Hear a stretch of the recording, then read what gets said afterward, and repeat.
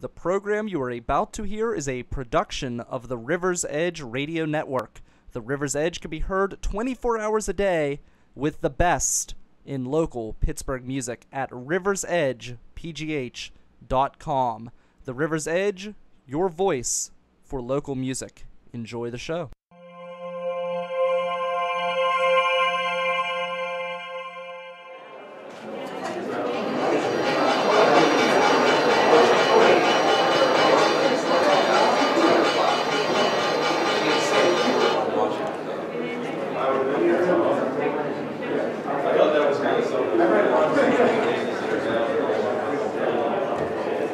She didn't say whether or not they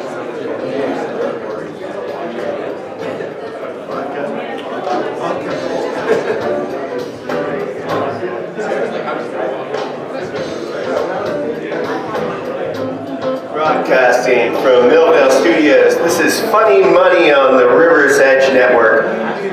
We're here today at the River's Edge Party, which marks the River's Edge 1 year anniversary of existence. Yes. Right? Which is awesome. Give it up for the River's Edge. We got a long way, Tom. Oh yeah, I know. We started out pretty early on in the River's Edge history, I think. We did. Right? Alright, so Funny Money has been here for now 32nd episode. 32 weeks. Is this 32 weeks? Yeah, what's going on with the mics? We're good. Alright. Don't get your technical difficulties from Radio Shack. Pissed off employees. I got laid off. Now I work at Funny Money. Let's make this sound as attractive as possible, man. Hey, we're kind of like supersizing our program, dude. This is awesome. We're inside the, we have a live show. This is usually fun, yeah. You know, everything was working well until Funny Money gets on stage. That's all I'm saying. Where did that voice come We're from? disruptive. Was that God? We're I don't disruptors. even know. Like they were being heckled by God. Or let's have a round of applause for Brian for this being his brainchild, for putting together all this, the great talent, all the people. The last what was it, Warren, right? Was it? Right. Spencer. Hey. Spencer. Spencer Allenpat. Yes. You know what? I didn't introduce us properly. Okay, go ahead. I'm your co-host, Tom Henry, and with me right here is the regular co-host, Matt Wolfhard, Yes. and our producer, Tom Benoit. Benoit, and he's looking fit today. I don't know what kind of like he's eating right or nobody in Millvale looks like you right now. This is skinny jeans. Yeah, you're just wearing skinny jeans and you're all fit and making us look bad. All right, so our topic today. We have people. We're used to playing to a severed foot. Yeah, our topic today is the rail car industry. And by that I mean rail car manufacturers. Not like the rail cars that get across the street at the motor shop. Railroad cars. Railroad cars. A big thing. Big thing. Except I'm not talking about the engines that drive the railroads or anything like that. I'm talking about the cars. The car, just the car. Just Not the the cars. motor, not the locomotive. Right. Yeah, I got you. But this is a big business, okay? And it's very interesting. I've been this is a company that I've been looking at for a long time, for years. You mean the sector you were looking at? No, the first company I'm going to talk about right now. Okay, tell me. All right, the first company in this industry that we're going to talk about is called Greenbrier Companies. You sure that's not a rehab? Yeah, I mean, Not a rehab center. Oh, right, yeah, I was there before. The Greenbrier Companies. Now, this is in Lake Oswego, Oregon. It's not a Pittsburgh local rehab. Portland. It's a suburb of Portland. All right, and it was founded in 1981, although the predecessor company to Greenbrier is a company called Gunderson Brothers, and that's been around since 1919. You know, this is obviously a very old business because railroads have been going in America since the 19th century, as we know, right? And Warren Buffett loves them. Warren Buffett does love it, right? He has Burlington Northern as a Berkshire holding. And that's been an up and down business. If you look at what's going on now, you'll see that the business is down very significantly in the last 1 year. And that's because their customers are the energy business and the commodities. The coal. All right, so both of those have been on a sharp downtrend, particularly energy. So you want to go, these stocks have gotten hammered, and the question is, like, is it time to buy them now? Did they hit a bottom? They look, the metrics look like they're at very cheap right now. Let me ask you this question. Based on the price of oil right now, does that affect whether they take it over land through like a tractor trailer company or they go through railroads? Absolutely. First of all, railroads are one of the more expensive methods of transportation. The most expensive would be trucks, right? So you have trucks, that's the most What's expensive. the other way? Drone? Or drone? No, pipeline, my friend. That's the cheapest. Okay. All right? And the thing is that, unfortunately for the railroad companies, that the pipelines started getting underway. They made a lot of pipeline deals when things were when oil was like $100 a barrel, and that was about that stopped being the case around the summer of 2015. But oil now is barely $30. It's not even. Every show we talk about is it hit bottom. $25. It just keeps going lower. It's like Right, the oil limbo. Right, so, but when oil was $100, they started a bunch of pipeline projects to get oil out of where in the United States they're producing oil the most, and that's in the Bakken Shale, which is mostly in North Dakota. So they built a pipeline to get oil out of there, but it's not the right time because the oil price crashed. And so to readily get supply to the market is not necessarily like that advantageous right now. So did they shut it down, or what do they do? No, it's cheaper to transport it. A lot of this has to do with the cost of continuing operations, because continuing operations for wells you've already dug is actually really cheap. You can pump oil even in the Bakken Shale for about $20 a barrel, and so you sell it at $30 a barrel. You're making money, and if you can transport it in the pipeline, it's very cheap, right? So it still could be our little right. But unfortunately for these rail car companies, things have shifted more to pipeline, and the price of oil is really cheap. So that there isn't that much money in the hands of their clients to do things like buy rail cars. All right. So let me know the numbers. Give me the numbers. Okay. Well, let me tell you a little bit more about them. All right. They're primarily, this is Greenbrier Company, so primarily a railroad car manufacturer, but they make barges also.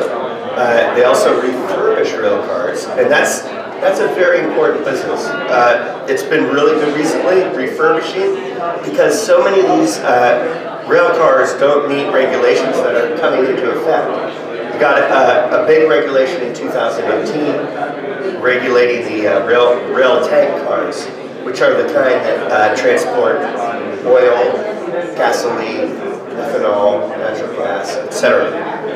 Right, but because of like an accident in Canada, a couple other accidents, they've tightened the regulations in the United States, and so a lot of these tank cars have to get refurbished no matter what. So they just have to meet different standards. That's by 2018. So that's a little wind at their back to do that, to make these rail tanker cars sturdier. There's also another requirement, and that's that these tank cars need to have electronic brakes installed in them by 2021. And that what are they working with now? I just wondered, no, they're just not. Just like the Fred Flintstone brakes? No, these electronic brakes, what I'm talking about, are very expensive. They already have good brakes. Is that Wabtec, the company? Wabtec makes those brakes, okay. Absolutely. And that's Westinghouse Air Brake. Right, so that's very much a wind at their back. It's also, to some extent, a wind at companies that would install the brakes, like Greenbrier. Okay. It's a wind at their back to some extent. All right. However, does that outweigh the problems that we're having in the energy sector right now and in the commodity sector? I don't think it does. I was just going to ask you to explain to the listeners now your little theory on what to listen for in the numbers. Like, so you have, very specific ROIC, PE. What is you're going to go over that? Okay, all right. Right, I do. All right, so, let's talk about the numbers for Greenbrier companies. It's got a PE of only 3.76. That's very unusual to see in the United States. You'll see something like that in Russia for like an energy company. But in the United States, to get a PE that low is very rare. And that's the price to earnings ratio. And that means the price that the stock is selling at compared to how much they have made in the last 12 months. And the reason why it's so low in this case is because the market is anticipating the company making a lot less money in the existing 12 months that we're going through right now. Okay. All right? So that's why it's so low, but 3.76 is the price to earnings. The dividend is 3%. Return on invested capital is 19.1%. No. Yeah. All right, now, you got to explain. Here's a little rule of thumb that I have. And that is that you compare the PE to the return on invested capital. Return on invested capital means how much earnings you get as a percentage of all of the capital that's invested in the company. And that means equity and debt. Okay? So as a return on equity and debt, and it's a good indication of how efficient the management is. They have a very good score, 19.1%. Now I just want to jump in here. We've been doing this show for 32 weeks, and there's probably maybe been five stocks that have a ROIC above a PE. They're usually close, and we're trying to find. We had one last week, CBOE, that was like astronomical. Well, the rule of thumb is to compare the ROIC percentage to the PE number, and then. So 19.1 is greater than 3.76 by a lot. So that looks like a very cheap stock, and it is. It's a very cheap stock, right? Then you look further. All right, what else do they have? They've got some debt in this company, right? They had to borrow money, but not that much. They've got 36% net debt to equity, which is pretty low and very reasonable for a type of company like this. So that's not bad. I would say that's neither a bonus nor a detriment. It's a push. We call it a push. All right. They've got a $27 book value. A book value is basically when you take all the assets in the company and you subtract from the liabilities what's left. All right. And the amount of money that's left, you divide it by how many shares there are outstanding, and that tells you how much book value there is per share. So it's like how much would this be worth if we were to liquidate it and sell it off? And the answer to this company is interesting. $27 in book value, and the company's only trading for $26.56. So it's right at book value or slightly below it. So what I would question is the book value legitimate? In this case, it might be, because it's hard assets. All right, now another thing about this company, all right, if you look at the earnings expectations, and this is huge, the earnings are expected to drop, earnings per share, from around $6 to $3.75 over the course of 1 year. Right? So it's going to get worse. The prospects are very gloomy. All right, according to the analysts. Are the analysts right? I think they are. I agree. You agree on this? Prospects are gloomy. So even though it's super cheap, I think they're right about the earnings dropping a lot. And also, I think that if you look at the whole state of the economy globally, and that affects we don't want to say the R word. Rail car business in the United States, it looks bad. It looks real bad. Yeah, it looks bad. But we're not saying the R word, are we? Are you committing to the R word yet? I do feel like we're headed into a recession. The market's forward-looking, and We're down And about. China's already in a recession, right? We're down a lot this year. What are we down percentage-wise? That's a question mark. China's so opaque. You can't see what the hell China's got going on. So we don't really know. China says they're growing at, they grew at 6.9% last year. Well, they're dumping all their steel. That's complete BS and everyone knows it. The guy for the They fabricate their numbers so you can't really tell. so it's all fiction. So we don't know what they're giving us. We don't really know, but it doesn't seem like the country is growing right now because their demand for all sorts of products is down. And that's why commodities are down across the board, right? That's the main driver of why commodities are down. It's because of China. Yeah, China has been, zinc even, like Horsehead Technologies is having. China has been where all the growth in commodities exports has been. You mean it's not Millville? Not Millville. Millville is importing a lot of zinc byproducts. Yeah, what do they do with that? I don't know. We need it for the pancakes at Pamela's. Hey, healthy. I don't know. If they put zinc in there, we're putting zinc in. You need it in your diet.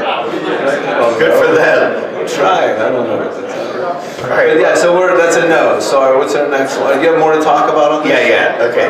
I'm going to talk about this other company that's been around for a long time. It's called Trinity Industries. Another rehab. Old Texas company. Is it really? It's Trinity, Greenbrier. They don't sound like real car companies. All right. They sound like places you would get away from your wife or husband. That's only because of the way of My situation. how you think. I mean, Okay, sorry. I'm a little bitter. Maybe if I was at 50 and living in a row house, I'd be okay. Trinity is also okay. All right. Like Greenbrier, they're primarily a rail car company, and that includes manufacturing rail cars and leasing them. Which is also Greenbrier's business. They lease rail cars. So they compete with each other? So you'll lease a rail car out to someone for 5 years. It could be less. It could be 3. What is the life of a rail car? The life of a rail car is about 52 years. 50? Yeah. I would have never guessed. But That's like how old I am. I couldn't haul shit for that's a 50 big caveat to that, and that is that they keep coming out with new regulations for rail cars. So you have to keep Retrofitting. refurbishing and retrofitting. Exactly. All right. But the thing itself lasts a long time. They're well built, and this is a great company that makes them. My favorite is Greenbrier, but this is another great one. Trinity. Yeah, Trinity. All right. So they manufacture lease rail cars. They also make barges, just like Greenbrier, and they also make some construction equipment and some energy. Not a good business. So We don't talk about that. it was founded as Trinity Steel in 1933.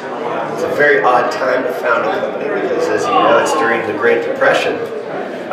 It's headquartered in Dallas, Texas, and during the Great Depression, this is how it started. It was when they founded the company, it was just one guy named C.J. Venture making butane tanks in the back of a mule barn. That's how we're starting our little radio station. And he got a corporate charter. Art studio / furniture store. Someday we'll be Trinity. Well, now they do about 2.6 billion in revenue, so it's not so bad, right? Holy smokes. That guy did well for himself. So the PE of this company is also extremely low, 4.63. It's got a 2% dividend, and it's got a return on invested capital of 11.29%, which is also very good. So you see, 11.29 compared to a PE of 4.63, it is very favorable. That's a very cheap stock, no doubt about it. But you have to look forward. Why is it so cheap? Are they expecting the ROIC to go down? Yes, they are. All right. This company has 75% net debt to equity. That's not bad for a company like this, but it's certainly no bonus. It's not terrible, it's not great. Their 2016 earnings are expected to decline by 23.4%. 10%. Ouch. So that's very significant, if the analysts are right. And I think... Did they tell you why? I think guess we know why. Okay, we know why. We know why. We know why. It's because the price of oil has tanked, right? And therefore, companies are less interested in transporting oil and other fossil fuels. Okay, through pipeline. And they don't have enough money to buy new rail cars. In fact, there's going to be a lot of rail cars sitting on the sidelines because there's less demand for It'll them. be like, play me, coach. Yeah, right. Put me in. So I want to the prospects look bad. Yes. You know, it's just going to be like replacing the cars that need to go into the skeleton crew that each company is using now. So is this across all of railroad industry? It's all bad across all railroad industry. So, can I ask the studio audience, how many people thought if you had low oil prices and a strong U.S. dollar, we would have a good economy? How many people thought? I thought that we would, and it seems like that's not the case at all. yeah, that could be absolutely not the case because that's exactly what we had during the Great Depression. Is low oil prices and a strong. We didn't have cars though. We were just like, boy, if we could get gas for What do you mean we didn't have cars? I'm just kidding. It was the Great Depression. You're probably hawking your car at the pawn shop.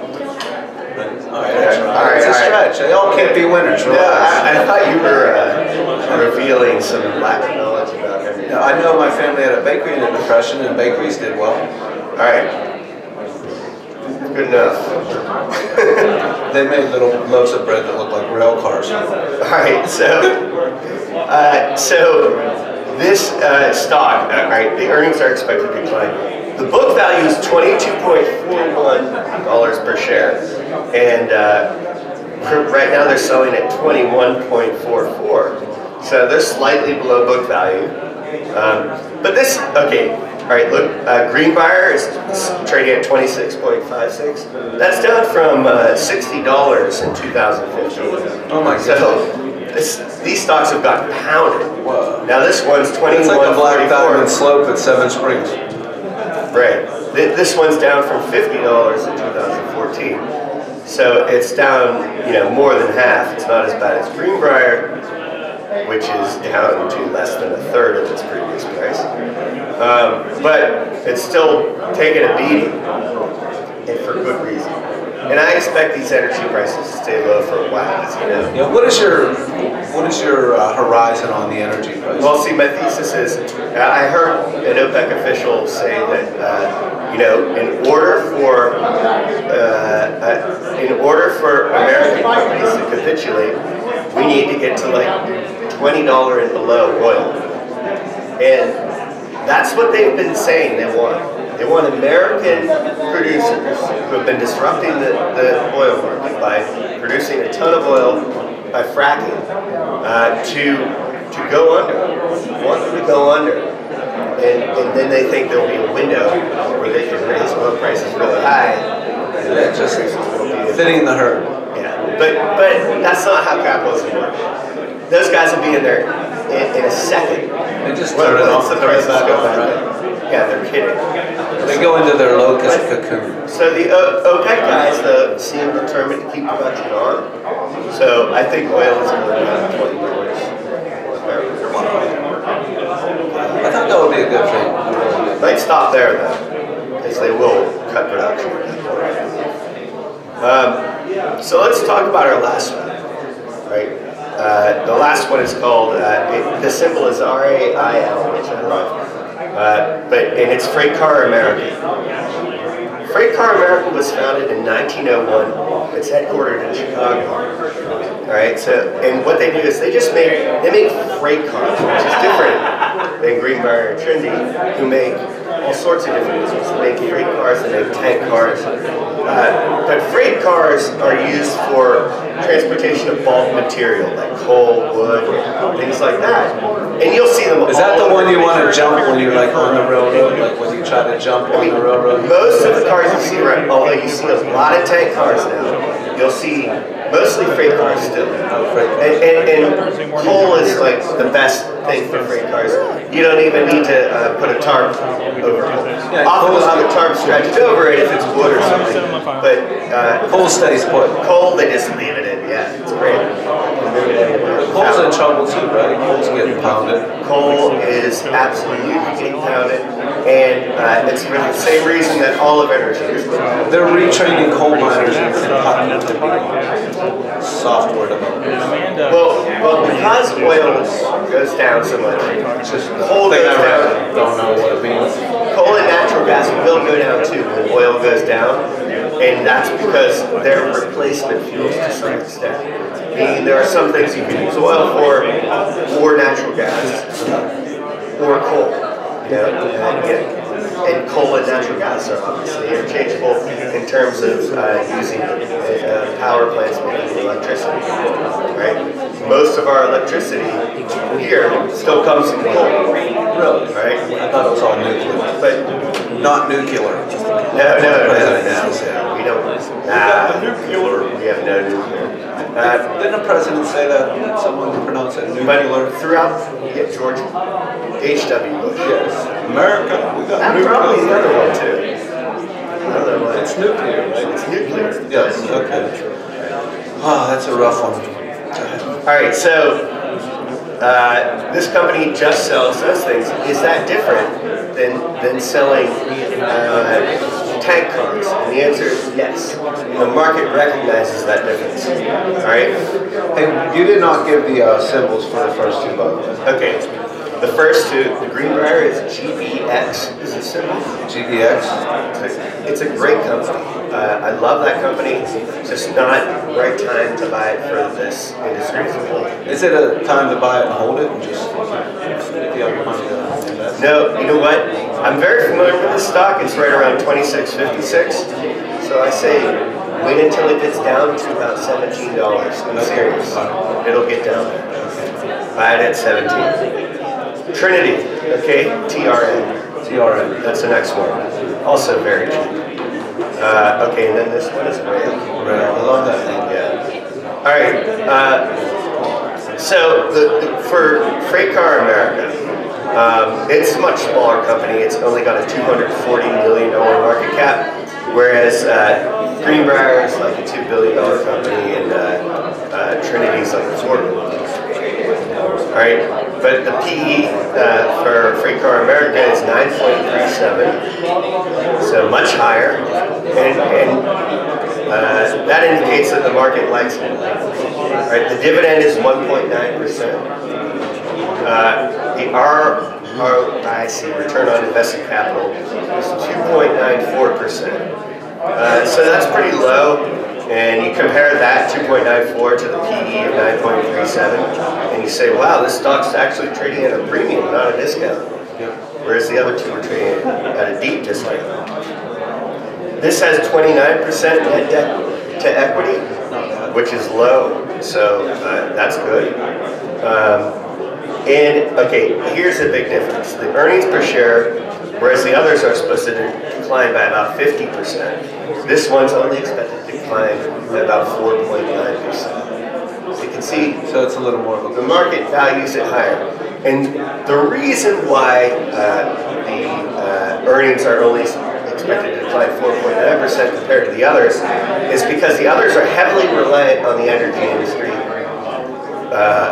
whereas Freight Car America has a lot of these bulk products. They can do lumber, like Right, they're all commodities, which have also been hit hard, but they haven't been hit nearly as hard on aggregate as oil, natural gas, and ethanol, things that you transport in tank cars. So that's why the market likes it better. To me, do you like it? That's no, I think it's extremely expensive for a stock in this business, and I think that I don't think it's a coincidence, that the price of oil has gone down dramatically, and the price of these other commodities has also gone down dramatically. people say, oh, it's just because the Saudi Arabia is pumping so much oil that oil prices have gone down. It's because... Right, you had to We're getting a little edgy. It's because... I had to get it. It's because the other commodities have gone down a lot too. It's because there's a real problem in the global economy. And it's China. And the demand... They're liars. All of these commodities have gone down. And it's because of China. Look at the... China has a long way to go still in terms of correction. Well, yeah, they can lie about it. I mean, they can lie about it. Misconstrue the numbers coming out of China, but they can't misconstrue the imports going into China, right? Because that's the truth. You see that. Yeah. And prices don't lie.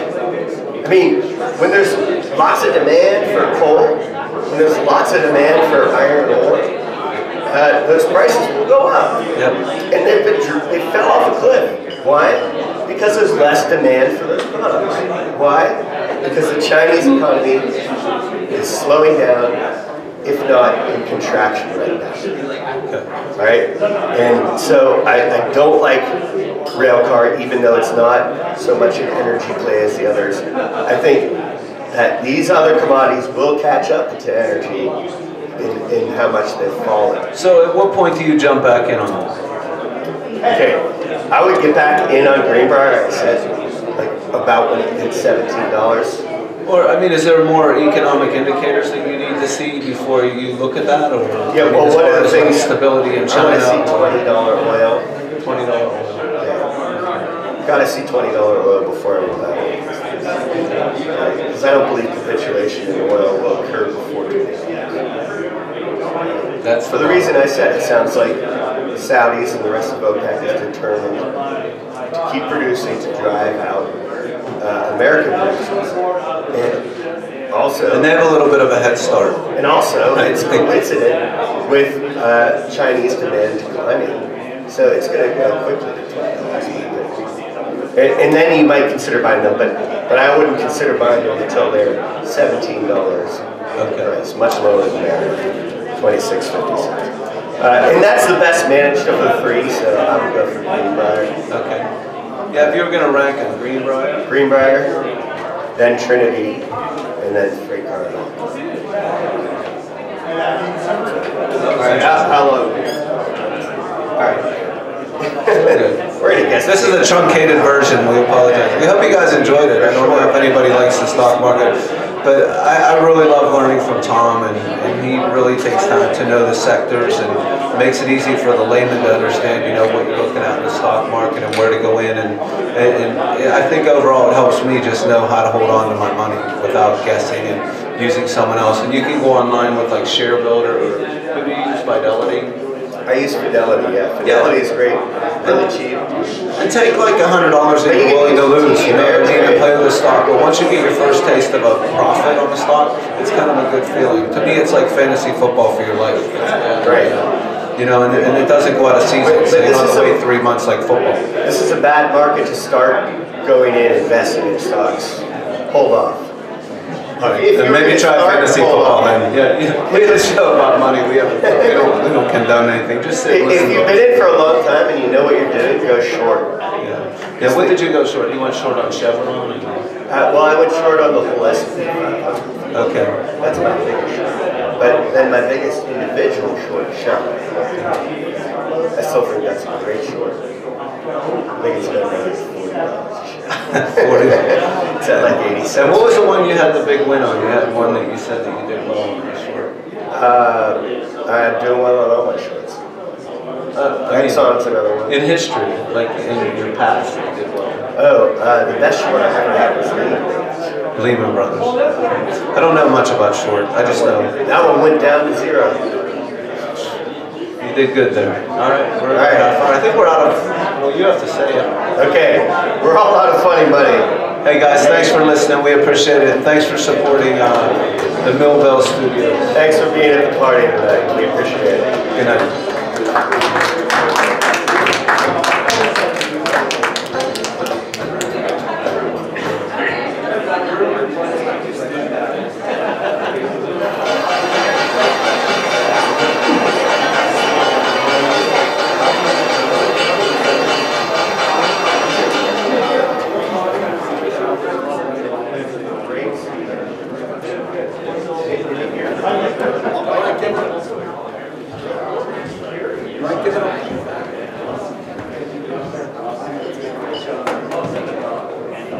Give it up for Funny Money. Woo!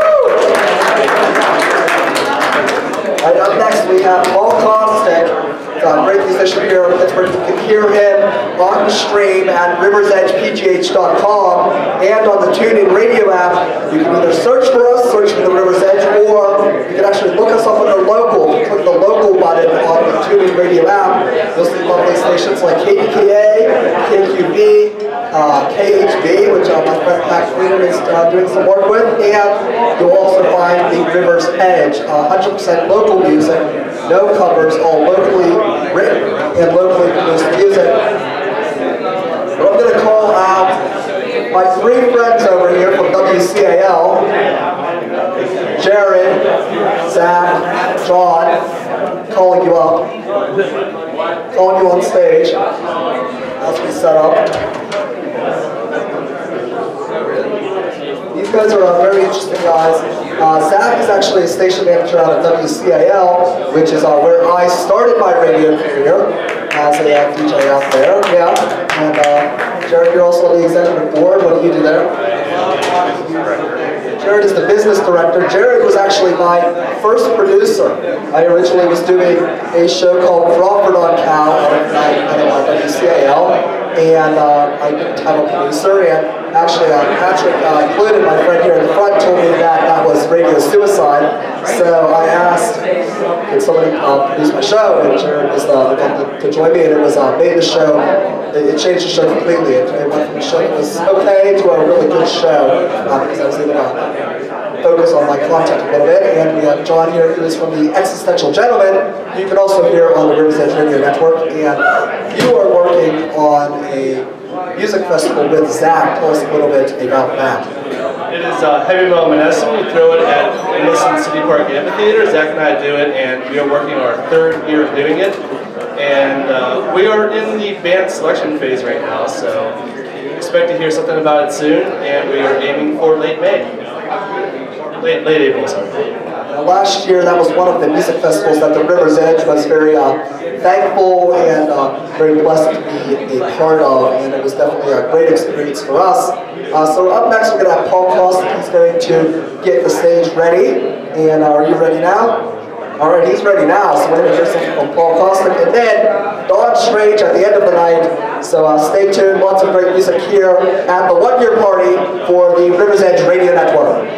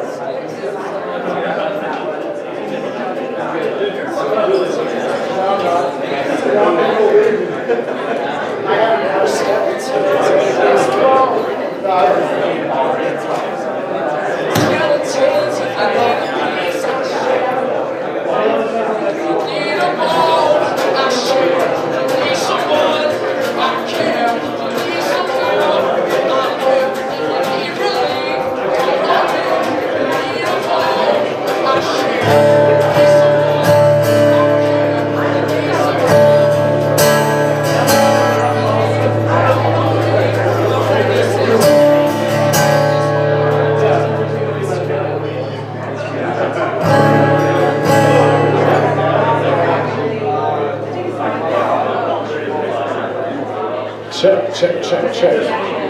Hey. Hello. Hello. Check. Yeah, that's fine. Hey, everybody. What's going on? Thankful to be here today. I'm going to play you some tunes, and this is a song about a lot of wishful thinking, and it's called More Than a Story.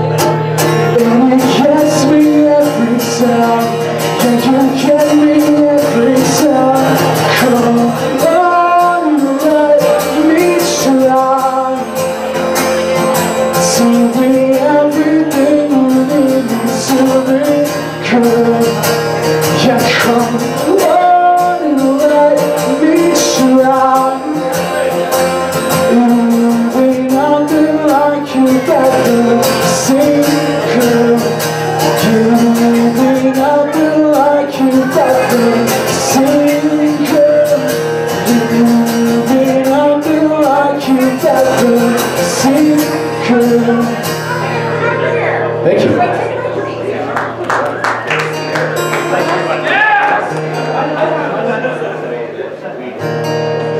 All right. Well, this next song is a song I wrote a while ago. It's called Directions. When I wrote this song, I was walking around a park, and I came up with this little line, and it was, "Have I lost my mind, or am I guessing right that you are my love dear?" And I'm pretty sure she thought I lost my mind, but it's always worth a shot. And here we go.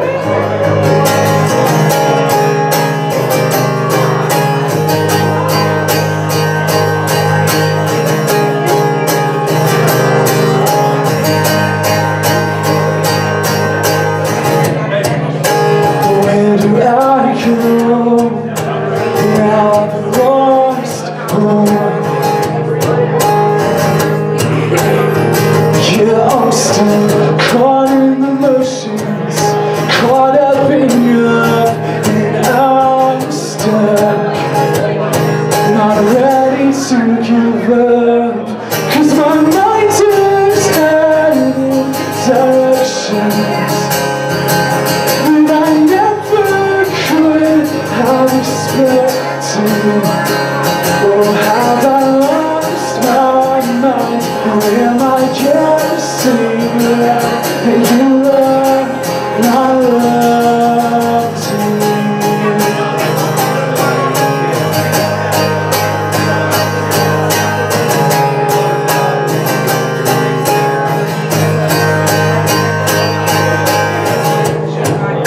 Standing in line, awaiting your signs. Yeah, I've still got so many questions. You've got too many answers I can't find, and only you can ease my mind, 'cause my mind is headed in directions that I never could have expected. Oh, have I lost my mind? Or am I guessing that you are not love to me? You're the kind of girl I could never soon forget. You're the kind of girl I will never find again. You're the kind of girl I would love to love again.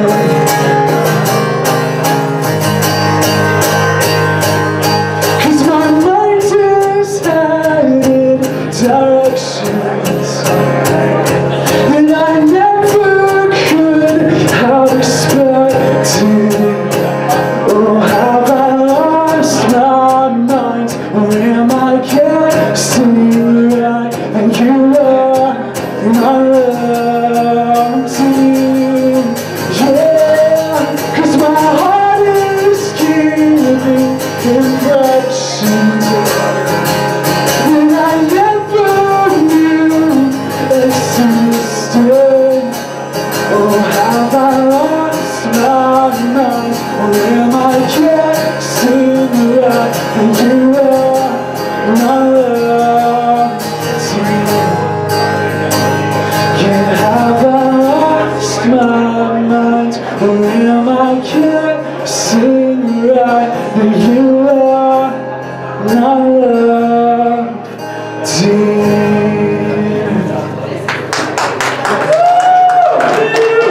Thank you.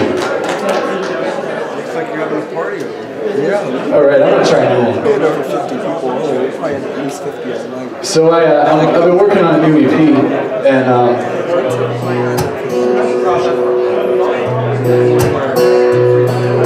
gonna play a new song off it.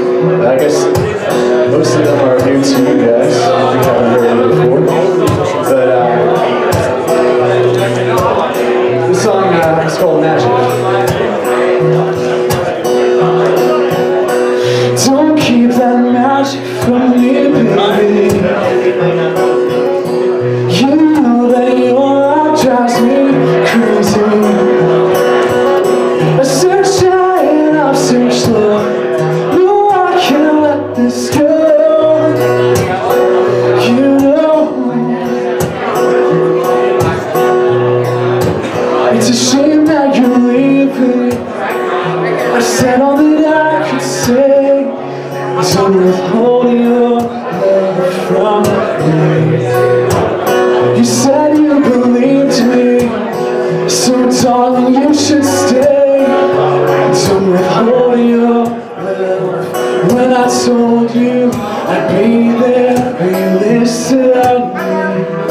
When I told you I'd be there, you sat back, you just